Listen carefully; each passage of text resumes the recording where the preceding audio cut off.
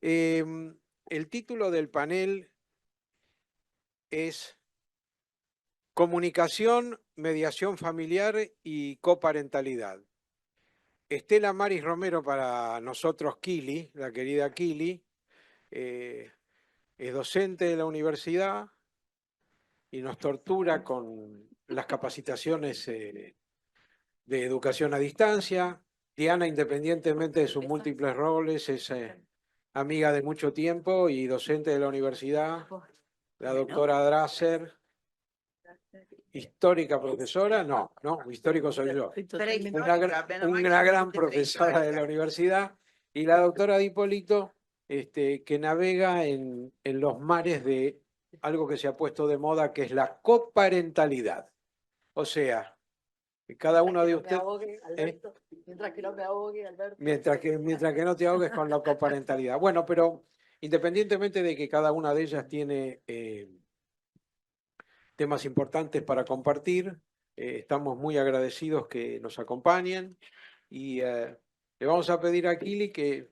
¿Tenés reloj, Kili? Sí. Bueno, que vaya moderando los 12 minutos para la participación y después haces un cierre con lo que te parece que entendimos de lo que nos contaron. Bueno, está cumpliendo, lo que pasa es que tiene varios sombreros, Kili. Bueno, gracias, adelante. En primer lugar, entonces, va a hacer su presentación la profesora Diana Avon. Bueno, muchísimas gracias. Perdón porque estoy totalmente afónica, así que espero. Y en la noche, ¿viste? De cantar boleros a la noche, eso me... pero bueno, vamos a tratar de avanzar. Cuando Alicia Bueno, primero, gracias por la convocatoria desde ya. Gracias, Alicia, gracias, Alberto. Y es un placer encontrarme. ¿No se escucha? ¿Ahora? Ok, es un placer muy grande, primero porque me encuentro con muchísimos amigos y gente a la que quiero mucho y además porque nos vemos con un montón de alumnos que los conocemos a través de la virtualidad. Entonces, vernos personalmente impacta, es realmente emocionante. Así que son lindas, son muy lindas estas jornadas, además de que sirven para la reflexión y demás, desde el alma son muy lindas, ¿no? Muy lindas de compartir. Cuando Alicia me proponía hablar de mediación familiar en una temática como esta, como decía Juan, ¿no? Con toda la tecnología que se me viene, yo me iba para atrás y me acordaba de John Haynes, que era un mediador que ya falleció, ¿no es cierto? Y que allá por los años 90, 90 y pico, estuvo en Buenos Aires y nos hablaba de mediación familiar. Y tuvimos el placer de tener contactos muy personales con él, porque no éramos tantos. Yo creo que fueron uno de los primeros libros que venían traducidos acá a la Argentina de mediación familiar, libros que tienen más de 30 años y que siguen siendo totalmente actuales e imperdibles para cualquier la persona que vaya a trabajar en mediación familiar. Y me acuerdo que él nos decía que los mediadores familiares, él con muchísima experiencia de trabajo de campo, teníamos el gran privilegio de que las personas nos abrían realmente el corazón y la vida propia de cada uno de ellos cuando nos contaban sus conflictos familiares, conflictos que eran propios de ellos, eran internos, eran reservados, y nosotros, bueno, se sentaban frente a nosotros, no nos conocían y nos contaban su mundo, y esto era una gran responsabilidad. Entonces él decía, bueno, los mediadores tenemos que saber cuál es nuestro límite en esto. Nos invitan a sus casas, entramos a las casas, pero decía él, por supuesto metafóricamente, entramos hasta el living, nunca hasta el dormitorio. Este es un límite, ¿no? O sea, la diferencia entre lo público y lo privado. Y yo pensaba hoy, qué difícil es esta distancia hoy entre lo público y lo privado cuando todo se publica. O sea, con las redes aparecen desde lo que estás comiendo a la noche o la tarde y te ponen la foto de la comida hasta lo que discutí con mi pareja o el problema con los chicos. Yo he tenido acuerdos en los que se pone específicamente que no pueden poner a los chicos en las redes o hacer comentarios de lo que les pasa. Entonces, ¿cómo? O sea, el tiempo ha pasado y hay cosas que han cambiado. O sea, antes decíamos los trapitos se ventilan en casa, ¿no? Hoy, ¿cuál es el límite de esto y hasta dónde nosotros nos podemos manejar con este tipo de cosas, con este tipo de cuestiones?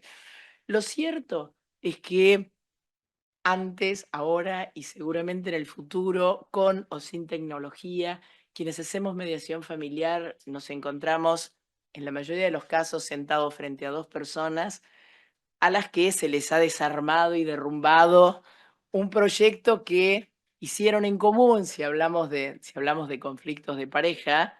Por supuesto, mediación familiar es mucho más de esto. No me voy a detener en conflictos entre hermanos o temas sucesorios porque da para, para una jornada de, claro, otro que 10 horas, ¿no? Pero en los conflictos de pareja, o sea, nos encontramos con personas a las que se les derrumbó un proyecto que probablemente hicieron para mucho tiempo, en las que muchísimas veces nos encontramos con personas en tiempos diferentes, o sea, uno es el que se fue, el que decidió irse antes y el otro se encuentra con qué pasó ahora. Sabemos que es un proceso, pero nos presentan la foto. Se fue, nos abandonó, como si esto fuera, ¡tac!, la foto. Nosotros sabemos que hay un antes y un después, pero esa foto les permite posicionarse en víctima o victimario. Y con esto trabajamos nosotros y a esto tenemos que hacerle espacio. O sea, sabemos que estas personas nunca están solas, como solemos llamar con Marilí Caram, están ellas y todos los fantasmas, ¿no? Yo digo, nosotros los llamamos los fantasmas de la mediación, esos que no están, no los vemos, pero están en la cabeza de las personas. O sea, el terapeuta, no es que esté en contra de los terapeutas, pero que le dijo, la afianzó y bien que le venía, los amigos, la madre que le dijo, no vas a aflojar, que vos siempre aflojás, y uno dice, ¿qué está pasando? Y bueno, tenemos que trabajar también con estos fantasmas. Son muchas las cuestiones que aparecen en la mediación. Los conflictos desplazados. Uno dice, pero ¿qué está pasando? Si lo que le está ofreciendo está re bien, es algo que en tribunales va a tardar 10 años en conseguirlo y dice que no. Y porque no está hablando de la división de bienes, está hablando de la infidelidad, del abandono, del enojo. Bueno, sobre todas estas cosas nosotros en mediación familiar las tenemos que atender con tecnología, sin tecnología, hay algo desde el conflicto personal que tenemos que atender. O sea, en mediación nosotros trabajamos con conflictos personales que tienen consecuencias jurídicas, pero no con conflictos jurídicos. O sea, en mediación no hablamos de alimentos, de régimen de comunicación, de división de bienes. Estamos hablando de la necesidad de los chicos, de cómo van a compartir los tiempos con los padres, de las cosas de cada uno y cómo van a hacer con estas cosas. Creo que es importante tener en cuenta tecnología o no, o sea, esta cuestión humana. Mediación trabajamos conflictos personales. ¿Tienen consecuencias jurídicas? Sí, muchas veces sí. O sea, con esto no quiere decir que en tribunales no se tengan en cuenta las emociones y las necesidades, pero creo que marca una diferencia importante entre el proceso de mediación y tener esto en cuenta fundamentalmente con mis colegas abogados, ¿no? Que es mucho más difícil tener en cuenta estas diferencias. Estamos trabajando conflictos personales. Yo tengo la suerte, podría decir, de trabajar en mundos distintos. O sea, en el Centro de Mediación de la Dirección Nacional de Mediación, que conduce Juan y que están acá mis compañeros, que ya va por los 30 años, o sea, todo va por los 30 años, es terrible como mínimo, y donde recibimos familias con muy bajos recursos sociales muchas veces y fundamentalmente económicos, donde la sábana es corta, lo que entra por un lado sale por el otro. ¿Ya me estás cortando? ¿Cuánto queda? 2 minutos, bueno. Son mundos diferentes, digo, donde, ahora no sé qué digo primero, con donde de repente recibimos familias de países limítrofes que vienen con códigos propios, con códigos diferentes, y de repente uno de los dos adapta la modalidad que tenemos acá. Entonces, por ejemplo, la otra vez una señora decía, se quería separar sus cosas, 3 cosas que tenían, donde que alquilaban habitaciones. El señor no entendía qué pasaba, entonces la señora de repente le dice, lo que pasa es que acá las cosas se hablan entre los dos, no la decidís vos sola. Pues acá la historia cambió. Ella había cambiado, ella había elegido códigos nuevos y él no se enteraba. Y estas cosas aparecen en mediación. En el mundo privado, en mediación privada, uno va a decir, bueno, esto que les decía hoy, ¿de qué están discutiendo si este acuerdo es bueno? Bueno, porque los conflictos desplazados también pasan ahí. Y desde el mundo académico, o sea, que tengo la suerte de compartir con muchos de mis compañeros y el mundo docente, ese es el que nos hace reflexionar entre esta práctica que tenemos y la teoría, porque de alguna manera la tenemos que desarrollar. Y ahí es donde se plantean esas disyuntivas de modalidad remota, como decías Alberto, o modalidad presencial. Y yo creo que no hay que tomar una decisión y quiero esto, quiero lo otro. Creo que lo importante es tener en cuenta que el conflicto está remoto o no. Si yo tengo que decidir personalmente, y a veces porque ya estoy grande, me encanta poder, la tengo ahí, y en vez de decirle, le pido por favor que deje hablar, hacerle así directamente, y es suficiente lo presencial. Pero si yo tengo que elegir con alguien que está a 150 kilómetros de distancia y me manda un apoderado, prefiero tenerlo en la pantalla y poder hablar con él directamente. Creo que no hay que tomar una decisión. Y tomando un poco y ya corto, tomando un poco el título de esto, y sí, la mediación es un arte, no hay duda que es un arte, tomando todo esto que decía Juan y lo que es el arte mismo, es el arte de negociar. Ya Raifa hablaba, ¿se acuerdan? Habrán leído ustedes del arte de la negociación. O sea, no es una novedad. La pandemia nos obligó a innovar, es cierto. Estaba antes, Patricia, Jorge, ya trabajaban con mediación a distancia, es verdad, pero nos metió a todos en la misma. Todos tuvimos que ver cómo innovábamos en esto. Y bueno, hay que gestionarlo, tomando lo que ustedes dicen. Hay que gestionarlo, hay que ver cómo hacemos. Creo que no hay que tomar posturas, creo que no tenemos que elegir entre una modalidad u otra. Creo que la inteligencia artificial es un recurso que nos va a ayudar, que no va a reemplazar a las personas, que no va a reemplazar a los mediadores, que ese temor que creo hoy yo esto, no sé qué va a pasar en 30 años, ¿no? Creo que son recursos bienvenidos, o sea, cuando más recursos tenemos, más ayuda tenemos y creo que hay que estar lo suficientemente abiertos como para aceptar todo esto, atendiendo a que seguimos trabajando con personas y que somos seres humanos. Gracias.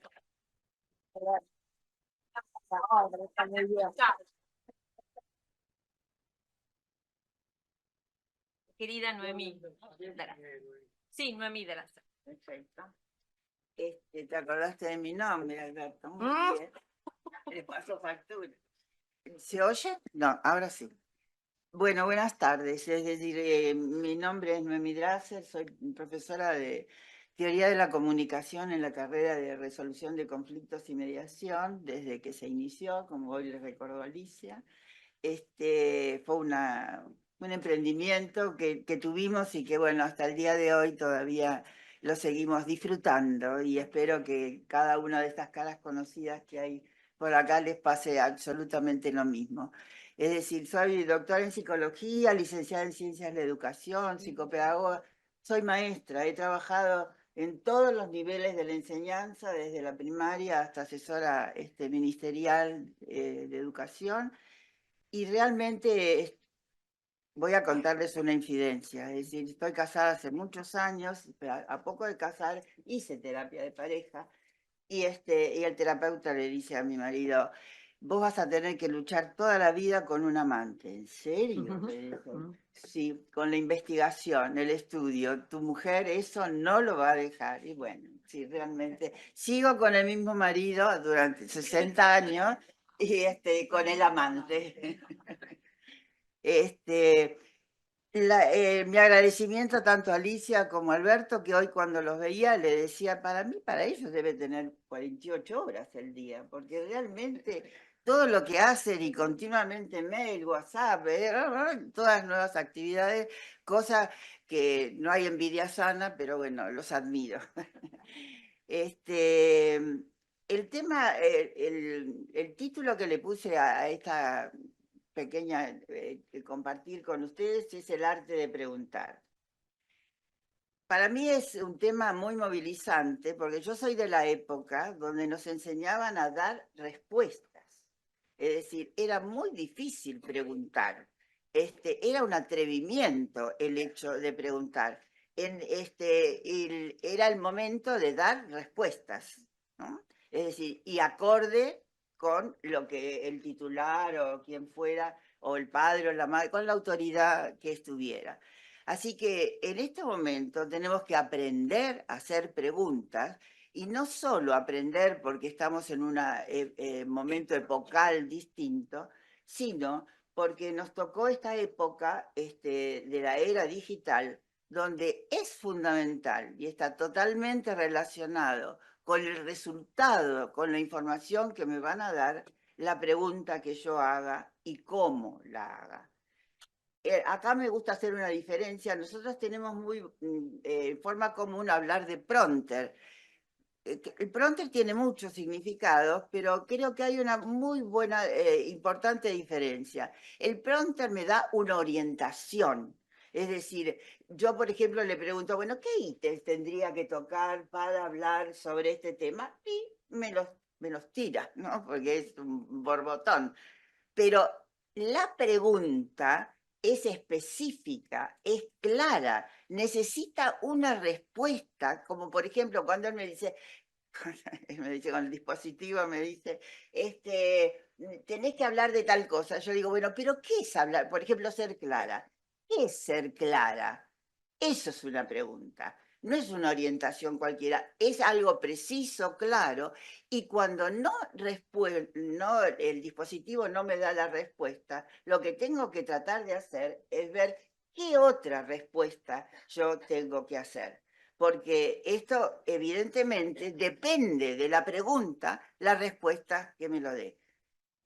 La era digital no la podemos negar, que yo sepa, no se puede obviar los descubrimientos, es algo que está y está, nos tenemos que adaptar y tomar posiciones, sobre todo en cuanto al planteamiento ético, y bueno, ese no es tema hoy de este encuentro.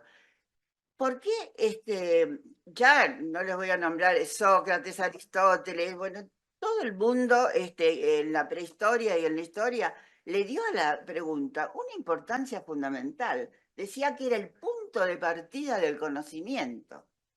Es decir, no hay preguntas tontas. Es decir, hay que tener el valor de saber hacerlas y saber aceptar la respuesta o no, depende.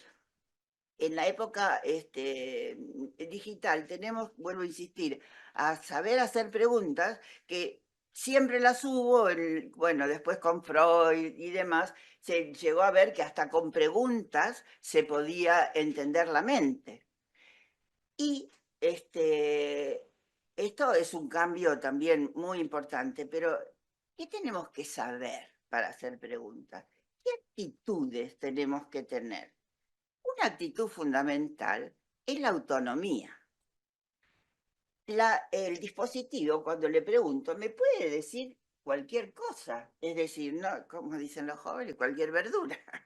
Pero yo tengo que tener autonomía como para saber, tener cierto conocimiento sobre lo que le estoy preguntando para ver si lo que me está diciendo está con cierto grado de certeza. Y para esto tengo que tener flexibilidad. ¿Qué quiere decir esto? Que nosotros somos bastante estructurados, acá veo mucha más gente joven, mucho más joven, no tanto, pero cierta rigidez, donde uno tiene su postura y es como corcovea cuando el otro le da otra postura que no es la de uno. La flexibilidad, ¿qué es? Es decir, el poder aceptar que otro tiene otra opinión, y esto en la mediación lo vemos a diario. Otra actitud importante, fíjese que digo actitud, no habilidad, es la autonomía. ¿Qué es autonomía? Yo saber qué pienso y qué piensa el otro, y lo reflexiono, lo pienso y veo si acepto o no esta información que estoy teniendo. Y para mí la fundamental es la agudeza perceptual. ¿Qué es esto? Percibir lo que el otro me dice sin juzgar. ¿Quién se atreve de ustedes todos, pero algunos que se atrevan a emitir ahora algo que no sea un juicio? A ver, vamos, alguna. O dígaselo al compañero y el compañero le diga, esto, mirá, no, es un juicio. ¿Te animás vos al final? Qué silencio, los silencios hablan, ¿eh? Nada, ¿no? Si yo digo, esta persona, mi marido es muy violento, ¿he tenido agudeza perceptual o he emitido un juicio? Y es lo más común que oímos. Es decir, bueno, ¿y usted qué entiende? Ahí estoy yo preguntando. ¿Por qué cree que su marido es violento? ¿Qué conducta? No hay personas violentas. Las personas tienen conductas violentas. Por eso nosotros, nuestra tarea, sabemos que podemos deconstruir esas conductas. Difícil. Sí, pero hay que tenerlo. Entonces, esto de la agudeza, y aplíquenlo en la vida diaria, ¿eh? Con los hijos, los maridos, los parientes. Somos muy rápidos para emitir juicios. Entonces, autonomía, flexibilidad, agudeza perceptual. Esto creo que es una de las cosas más difíciles y que tenemos que tener. Y esta actitud implica habilidades. Es decir, tengo que tener habilidades, conocer qué pasa, porque nadie puede obviar la inteligencia artificial, y me tengo que preparar y tengo que tener habilidad para poder gestionar a través de distintos dispositivos. También puedo llegar a mucha más población de la que yo llegaba antes y tener muchas más opiniones. Entonces, tenemos que aprender, porque es ineludible, a preguntar. Yo, como ustedes, tengo mi dispositivo bastante lejos de la ventana, porque por lo menos uno dice, pero no me das lo que te estoy pidiendo, ¿no? Pero de todos modos, eso es una conducta violenta. De todos modos, lo interesante es que sepamos que no es el otro el que no me está contestando, como en la vida diaria también, sino que yo no estoy sabiendo cómo preguntar. Es decir, transformemos todos los signos de admiración, ¡epa! ¿Qué te pasa? Por, ¡epa! ¿Qué te pasa?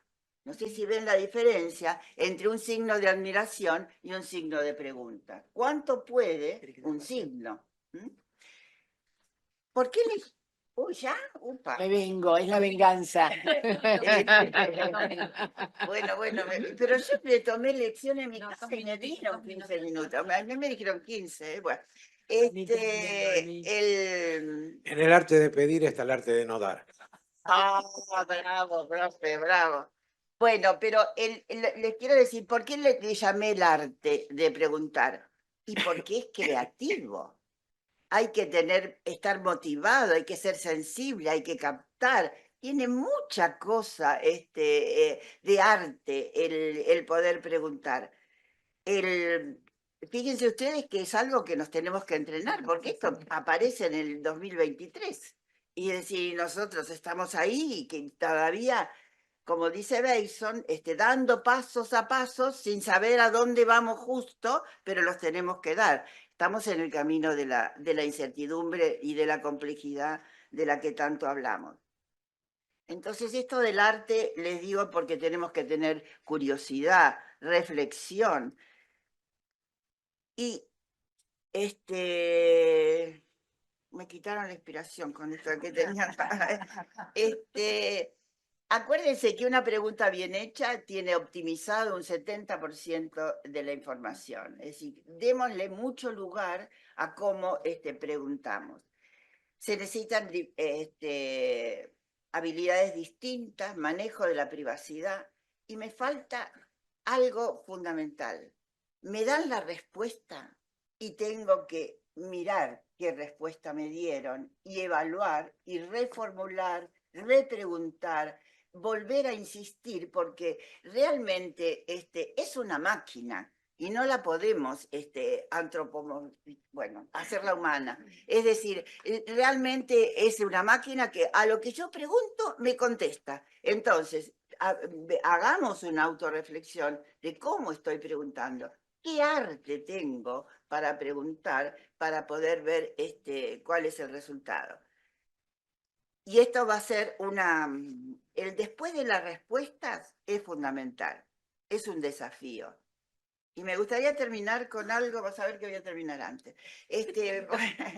Con algo que cuentan que había un señor, un sabio, que veía que de una cascada caían ahogados, y todo el pueblo, muchos, como ahora lamentablemente en Córdoba, trataban de salvar a los ahogados. Y hasta que el sabio vino y le dice, pero ¿por qué no se fijan cuál es el origen y por qué no preguntan qué está pasando, que por esto pasa? No tenemos tiempo, estamos salvando a los ahogados. Y dicen que el sabio fue arriba de donde venía el agua, con la escuela y demás, pusieron tarimas, cuentan que se dejaron de ahogar. También cuentan que la gente que estaba abajo y el sabio se trataron de ocupar de que la sociedad contra los ahogados les diera plata para poder levantar más balizas y la gente no siguiera ahogándose. ¿Ya estoy? ¿Sí? Muchas gracias, Noemí. Tenés muchos saludos de alumnos del interior bueno. que te felicitan por tu exposición. Así Bueno, muchas gracias. Es la gratificación con la que vivimos los docentes, ¿no? No del sueldo, pero sí de la gratificación. Todos los alumnos te aman. Bueno, y en tercer lugar damos paso a la doctora Claudia D'Ippolito, que nos va a hablar de la coordinación de parentalidad. Muchas gracias. Gracias por la invitación. Es un honor para mí estar hoy acá en esta alta casa de estudios. Gracias, Alicia. Gracias, Alberto. Bueno, les vengo a vender un producto. Estoy en medio de dos profesoras de la hostia y yo les vengo a vender un producto. La verdad que les vengo a decir eso. Cuando me convocaron y vi los tres ejes perdón, primero me voy a presentar. Soy Claudia Hipólito, abogada de familia, mediadora y coordinadora de parentalidad. También soy maestra por los distintos estadios de la docencia, sí, bueno. Cuando vi, dije, tiene tres ejes: innovación, arte y gestión. Bueno, la coordinación de parentalidad es una herramienta innovadora que gestiona conflictos familiares. Ahora, el arte se los debo, pero como soy inmigrante digital, como me enseñó el profesor Elisabetsky, y como buena maestra traje material didáctico. Sí, el primero es el video marketinero, ¿no? Es el motivador. Y el segundo se los dejo que es el de contenido real, para que ustedes conozcan un poquito más al que le interesa sobre la coordinación de parentalidad, y se los dejo para ser distribuido por los organizadores. Bueno, Alberto. a base de todos los inscriptos, que son casi 1000, así que Bueno. vas a tener buen marketing. Bueno, esperemos. No, yo no, la coordinación de parentalidad, Alberto, esperemos que tenga buen marketing. Bueno, crucemos los dedos con Flavia para que ande bien. Igual es muy cortito.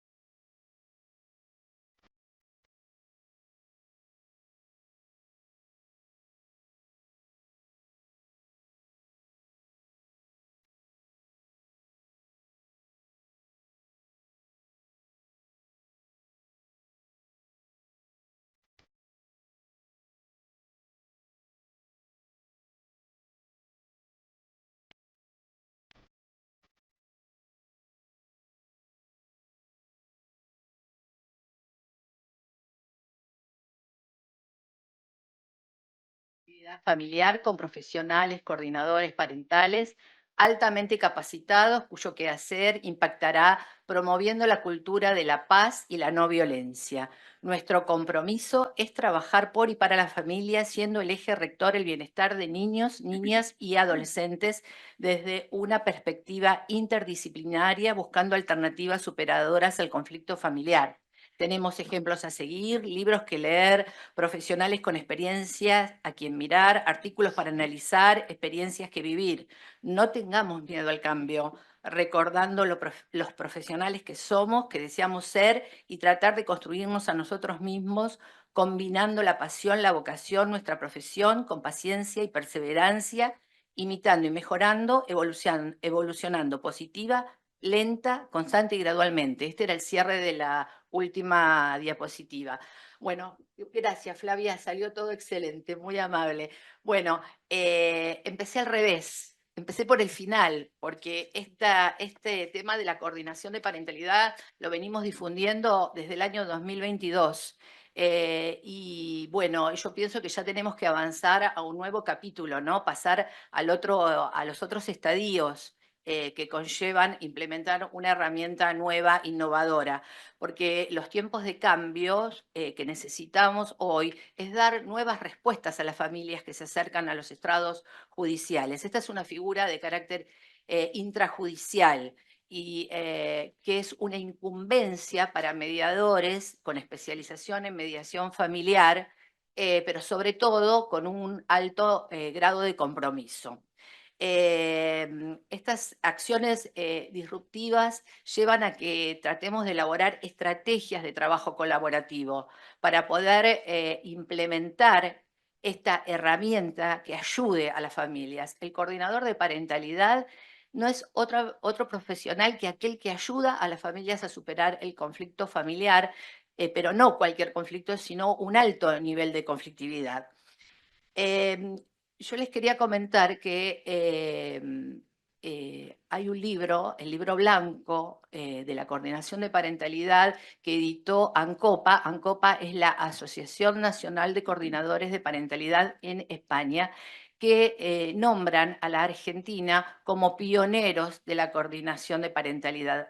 ¿Y por qué lo nombran como pionero? Aunque no está difundido ni hay muchos espacios de trabajo de la coordinación de parentalidad, porque nosotros tenemos una gran fortaleza en la Argentina, que es la doctora Liliana Sanuso, que junto con la licenciada Rosalía Bickel, que conforman un equipo interdisciplinario en uno de los juzgados civiles, estudiaron donde se dio origen esta figura que es en Estados Unidos y en Canadá, y vinieron y trajeron esta figura aquí. Entonces toman a Liliana Sanuso como un referente, y un referente internacional de tal magnitud que es miembro honorífico de ANCOPA. Les cuento que estuve hablando con Liliana la semana pasada y me pidió, por favor, difundir esta figura, por lo tanto me alegro a todos los que están aquí presentes escuchándome y a todos los que en forma remota también me escuchan.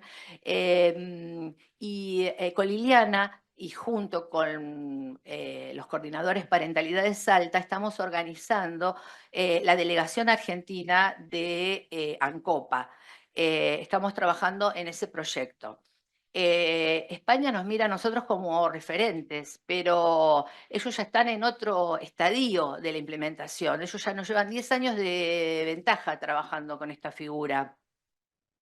Nosotros todavía estamos en la etapa de difusión, aunque tenemos 2 provincias que ya están trabajando e implementaron la coordinación de parentalidad. Una de ellas es Neuquén, que la doctora Alicia González Vitale es la directora del Servicio de Mediación Familiar y Coordinación de Parentalidad, dependiente del Poder Judicial de Neuquén. Y es presidenta de una asociación internacional y para Iberoamérica de coordinadores de parentalidad. Y en Salta tenemos el equipo de coordinadores de parentalidad, donde está la doctora Rodríguezoni, la doctora Tuliani y la doctora Ragone, entre otros integrantes del equipo, pero ellos dependen conforman el programa de coordinadores de parentalidad que dependen del Poder Ejecutivo. Cuando tuvimos el congreso en FIMEP en junio, yo llevé una propuesta para la provincia de Buenos Aires, ¿no? Y yo considero que el coordinador de parentalidad en la provincia de Buenos Aires le vendría como anillo al dedo ser un perito. Bueno, no tengo mucho más que decir. En el video podrán encontrarse con todo el contenido, dónde, cómo, qué tarea realiza el coordinador de parentalidad. Solamente decirles que es una persona debe ser una persona no solo con un alto compromiso, como dije anteriormente, sino con una alta capacitación. Entonces, en este punto me detengo un minutito para decir que necesitamos muchos espacios de formación para coordinación parentalidad, y estando en esta casa de altos estudios, me encantaría que tomaran la posta y que realizaran un curso de formadores de coordinación de parentalidad para después conformar equipos de trabajo e implementar esta figura. Bueno, nada más que agradecer, cumplí, ¿no? Sí. Bárbaro. Muy bien, Claudia.